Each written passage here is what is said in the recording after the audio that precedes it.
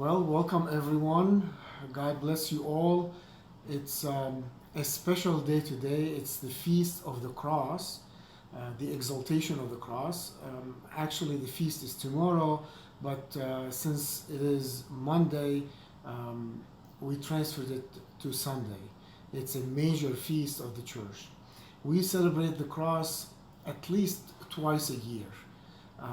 The second time is the third Sunday of Great Lent. The church puts that right in the middle of Great Lent to encourage us, having been fasting and going to church services so many times. The church appoints the Feast of the Cross right in the middle of Great Lent to encourage us. Today, it has the same effect. The effect of encouraging us because we are going through this pandemic and we've been going through it for more than 6 months. Some of us are weary, some of us are tired, some of us are angry, some of us are upset, some of us are depressed. So all of that is affecting all of us in a negative way. So the Feast of the Cross today gives us more encouragement to endure. And I'll read a synopsis of the Gospel reading for today, since it is a long one, but I'll read the synopsis to remind us of what happened. So it is from the Gospel according to St. John, chapter 19, several verses from that chapter.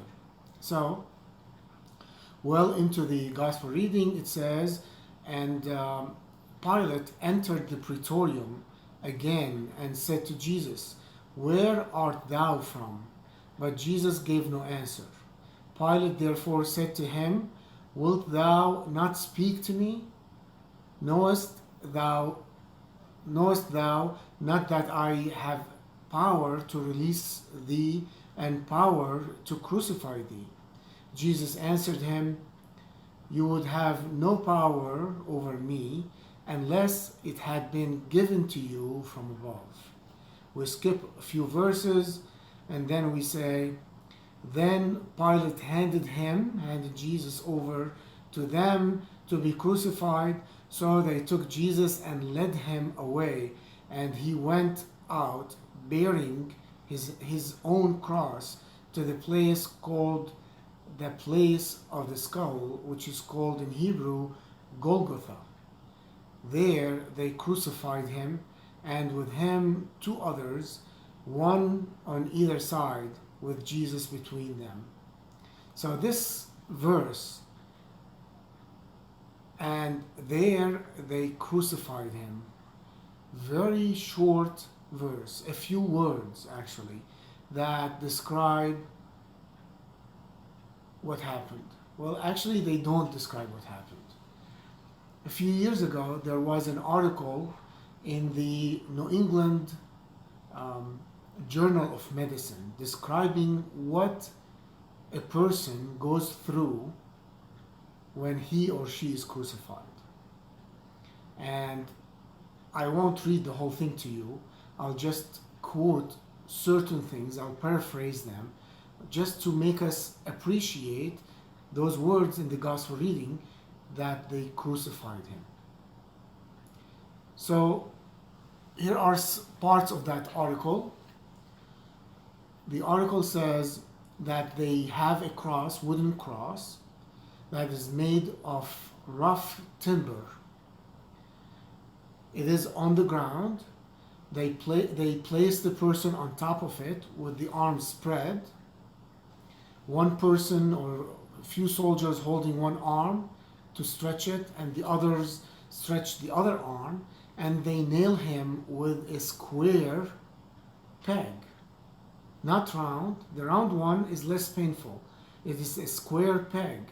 And they nail his arm, then they go to the other side, stretch it more and nail him in the arm, and then they straighten up the cross, and then they nail his feet on top of each other. That's the least painful of the process, according to the Journal of Medical, the New England Journal of Medicine. It talks about it as they straighten him up and leave him hanging like this. He pushes with his legs up to struggle to take a breath. And after a while, because of the pain, he slumbers down. And when he slumbers down like that, he is unable to breathe. So he pushes with his legs up again to take a breath. And after a while, he gets tired and he falls down again. And this process repeats. As he gets too tired to push himself up to take a breath, his blood thickens because of the lack of oxygen. It becomes thick. And he pushes himself up again and he takes a breath as he struggles, he suffers because of the pain. And then, after hour after hour that go on, he dies of actually not of pain, but of suffocation. You see, when he hangs down with his arm up, it is too difficult to take a breath. And the person who's crucified dies of suffocation. If you recall, the gospel says that they came and broke the legs of the two thieves on either side of Jesus. Why? Not because they want to inflict more pain upon them, but because they don't want them to pull themselves up and take a breath. It is much more difficult to pull up and take a breath, and that's how they die of suffocation. So death on the cross is amazingly painful. It is amazingly painful. Much more painful than when he was crucified with the nails. Much more painful than when they flogged him, when they beat him up and put a crown of thorns over his head. So why am I telling you all of these details about his crucifixion? Just to encourage us, actually. We are in pain right now. We are suffering. We are struggling to keep our morale up after 6-7 months of the pandemic. So our struggle, our suffering is really nothing compared to what Jesus went through on the cross. And today, as we celebrate the exaltation of the cross, it is an encouragement to us so that we continue on with our life. Because our suffering, even though it is great, our anger, our pain, our emotional pain, our depression, all of that is really nothing compared to the physical pain that Jesus went through on the cross. So the Feast of the Cross today encourages us to go forward, encourages us to bear what we are going through. And I might add, to bear it cheerfully so that we can go through it and go on with our lives and withstand what we are going through. It is a message of hope, message of love from Christ himself. So why do we celebrate that on the 14th of September? Why do we celebrate the exaltation of the Holy Cross on the 14th of September? The story goes like this. In the Middle East, this story is going to be familiar to all cradle Orthodox, and they probably participated in that story if they were in the Middle East, but most likely they don't know why we did this. For converts, they probably haven't heard this story. So here is the story. The story is, during the summer in the Middle East, and I remember this vividly when I was a little boy, we collect wood all summer long until the 14th of September. We pile the wood and we light it up in celebration of the Feast of the Cross. All of us Cradle Orthodox, we did that, but most of us don't know why we did that. The idea is that we light the fire in commemoration of what happened when the cross was found by Saint Helena, the mother of Saint Constantine. As the emperor, Saint Constantine, asked his mother to go down from Constantinople in the northwest, down to Jerusalem to find the cross, she appointed people on the top of mountains to be there so that they can relay a message from Jerusalem all the way up to Constantinople. It's probably 1,500 miles. So that when St. Helena found the cross, she lit a fire in Jerusalem. Of course, all of that is controlled fire.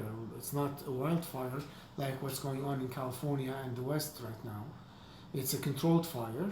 And the first people on the nearest mountain saw it, nearest mountaintop, they lit a fire as well. And then the next mountaintop, the people there saw it and they lit a fire all the way up to Constantinople, and they informed the emperor that the cross was found. And that's why we did it in the Middle East. We light up a fire, or we lit up a fire, so to commemorate the way it was relayed, the fact that the cross was found all the way from Jerusalem, all the way up to Constantinople. And the message was sent in a matter of an hour or two, and it was received up in Constantinople in a matter of an hour or two. And that's why it happened every September 14 in the Middle East. That's the story of the cross. It is also the commemoration of recovering the cross. It was stolen by the Persian Empire 60, 70 years in the making of recovering that cross. And it is commemorating the recovery of the cross in the 7th century, I believe. It was taken 60, 70 years before that by the Persian Empire, and it was recovered in the 7th century, towards the end of the 7th century. So that's why we commemorate the cross, the exaltation of the cross, and today, especially this year, we use it as an encouragement for all of us who are weary, tired, depressed, or whatever we're going through. We use it as an encouragement to sustain us emotionally and even physically to go forward. Okay, if you have any questions, please start typing them, and I'll go over some reminders.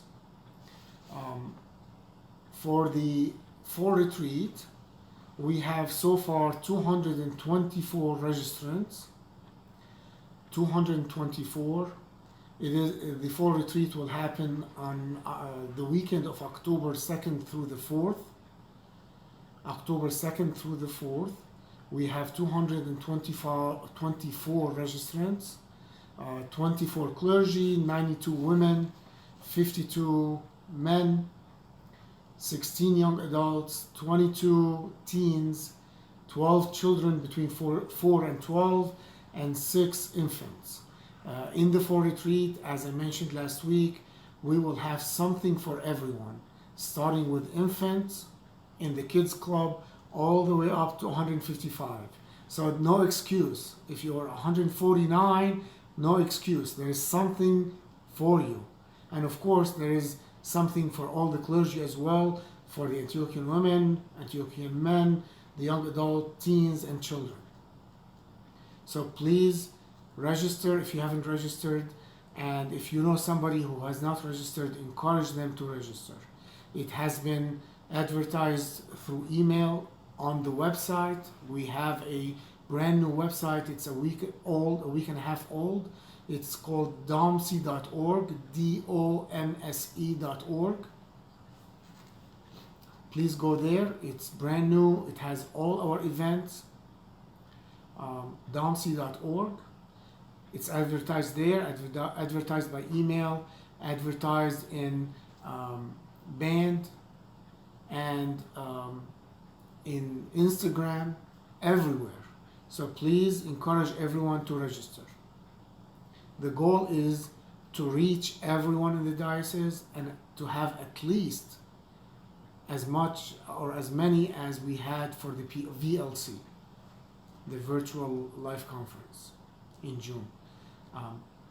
The number itself is insignificant, but the higher it is, the more we know we are reaching more people. And that's the goal, is to reach everyone in the diocese.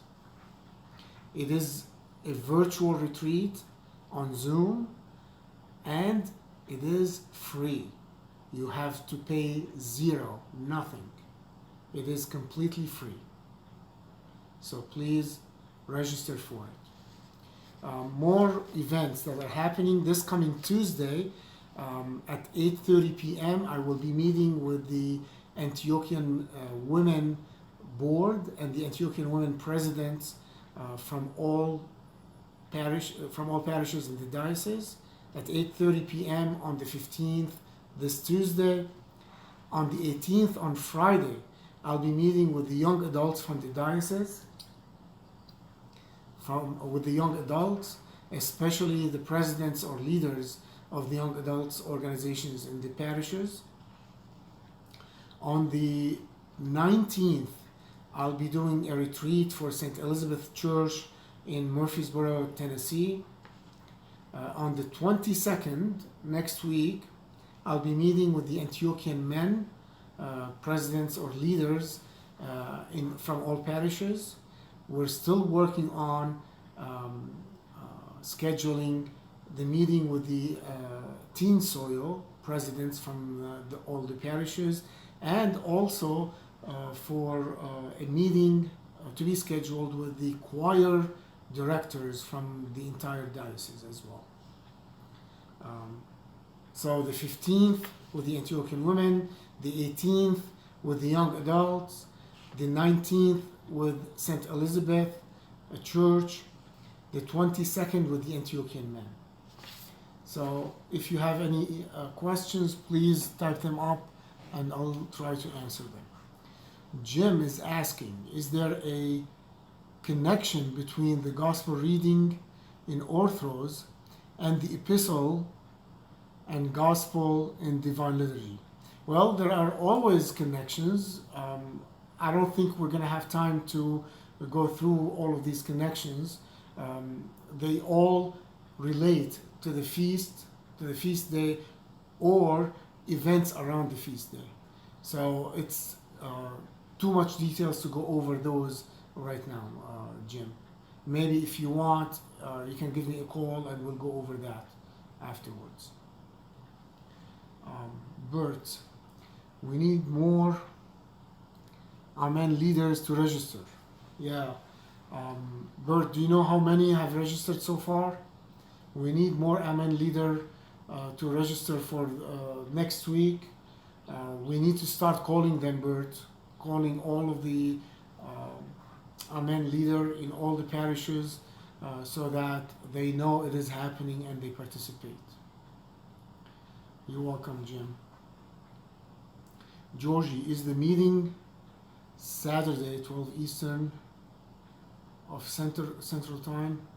Um, the meeting at St. Elizabeth, I think it is 11 to 12 Eastern Time. Correct me if I'm wrong, Father John Oliver. Correct me, please, if I'm wrong. It's 11 a.m. on Saturday, Eastern Time, and then for an hour with the parish council, and then the meeting with the parish as well. 20 Amen leaders registered. Okay, so we have https://forms.gle and the rest of the link.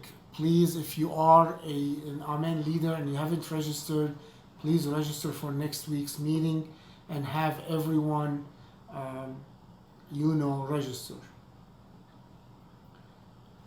You're welcome, Georgie. Any other questions? No problem, Georgie. If there are any more questions, we'll talk about them. It's 11 a.m. to 12 p.m. CST, which is Central Time. So I was wrong, Georgie. It's 11 a.m. to 12 p.m. Central Time with the parish council, meeting with the parish council, then 12 p.m. to 2 p.m. Central Time for the whole church this coming Saturday.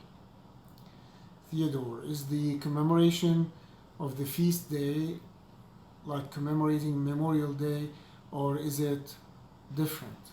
Well, it is commemoration of the exaltation of the cross. It is not, we're not commemorating somebody's death. Memorial Day is we're commemorating the death of veterans, if it is a Memorial Day. But in this case, it is the commemoration of the finding of the cross, and it's commemoration of the exaltation of the cross.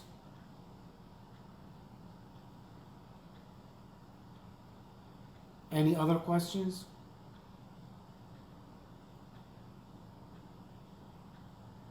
All right. God bless you. And if, as usual, if you have any questions, everybody has my phone number. You can text me, and or you can call me. God bless you, and we'll see you, God willing, next week. Blessed feast day of the Holy Cross.